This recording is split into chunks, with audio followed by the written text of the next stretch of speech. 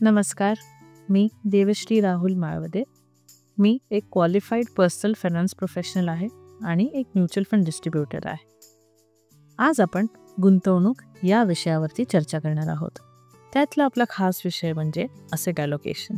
आता asset allocation म्हणजे काय?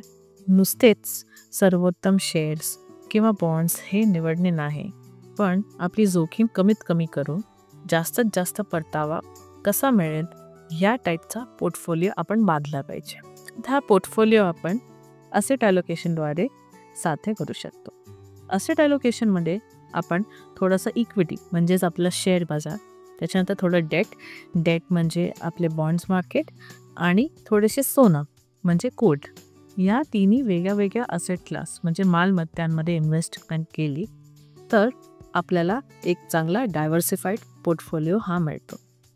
आता इतिहास पाहता इक्विटी मार्केटनी आपल्याला चांगला परतावा मिळवून दिलेला आहे, पण काही आर्थिक बदल, जागतिक घडामोडी या गोष्टींमुळे भारतात मार्केटमध्ये आपल्याला घसरण हे दिसलेले आहेत. सो इक्विटी मार्केट काही वेळेला आपल्याला चांगले रिटर्न्स मिळवून देतात, काही वेळेला या आर्थिक संकटांमुळे आपल्याला नुकसानी होऊ शकते. तर दुसरीकडे डेट मार्केट म्हणजे आपलं बॉन्ड मार्केट, ते आपल्याला स्थिरित रिटर्न्स हे मिळवून देतात.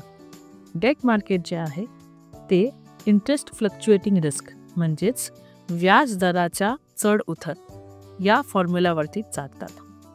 त्याच्यानंतर येतं गोल्ड म्हणजे सोनं पण आपण पाहिलं असेल की आपल्याला चांगले रिटर्न्स मिळवून देतात काही वेळेला, आणि काही वेळेला चांगले रिटर्न्स मिळवून देत नाही.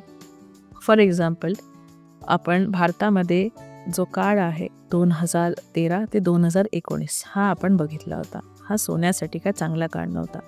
तसेच आर्थिक संकटांमध्ये आपली 2008 साली ही इक्विटी मार्केटनी धोका खाल्ला होता. तसेच 2020 साली आपण कोविड-19 ह्या स्थितीमध्ये आपण इक्विटी मार्केटमध्ये घसरण हे पाहिले होते.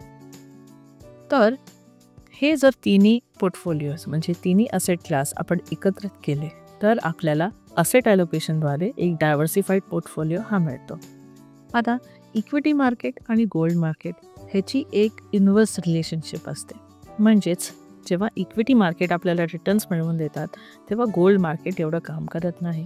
तसेच जेव्हा इक्विटी मार्केट डाऊन असते त्यावेळेला गोल्डमध्ये आपल्याला जास्त परतावा हा दिसतो. सो आपण आपली रिस्क आहे ती डायव्हर्सिफाय जर केली आणि हे तिन्ही असेट क्लास एकत्रित केले तर आपण ह्याचा लाभ घेऊ शकतो. ह्यालाच आपण असेट ॲलोकेशन हे म्हणतो. तर आता असेट ॲलोकेशनमध्ये आपल्याकडे म्युच्युअल फंडमध्ये एक असेट ॲलोकेटर ही कॅटेगरी आहे ज्याच्यामध्ये आपण इन्व्हेस्ट करू शकतो. उदाहरणार्थ एका फंडाबद्दल जर बोलायचे झाले तर ICICI म्युच्युअल फंडचा असेट ॲलोकेटर फंड FOF हा आहे. तर FOF म्हणजे ICICI म्युच्युअल फंड त्यांच्याच इनहाऊस फंड्समध्ये म्हणजेच इक्विटीचे काही फंड, काही डेटचे फंड, काही गोल्डचे फंड किंवा गोल्ड ETF ह्या फंडांमध्ये रिबॅलन्सिंग म्हणजे वर खाली करत असतं. उदाहरणार्थ जर आपण पोर्टफोलिओ शफलिंग ह्याला म्हणतो आणि हे इन हाऊस ड्रिव्हन मॉडर्न असतं. आपल्याला ॲज अ इन्व्हेस्टर आपल्याला काहीही करण्याची गरज नसते. म्हणजेच उदाहरणार्थ जेव्हा इक्विटी मार्केट हे लो असतं, हे डाऊन असतं, त्यावेळेला आपल्याला स्वस्तामध्ये चांगले शेअर्स घेण्याची संधी मिळते. तर अशा वेळेला आपण इक्विटी मार्केटमध्ये जास्त खरेदी करायची आणि डेट मार्केट आणि गोल्ड मार्केट ह्याचा जो लेवल आहे तो आपण कमी ठेवायचा.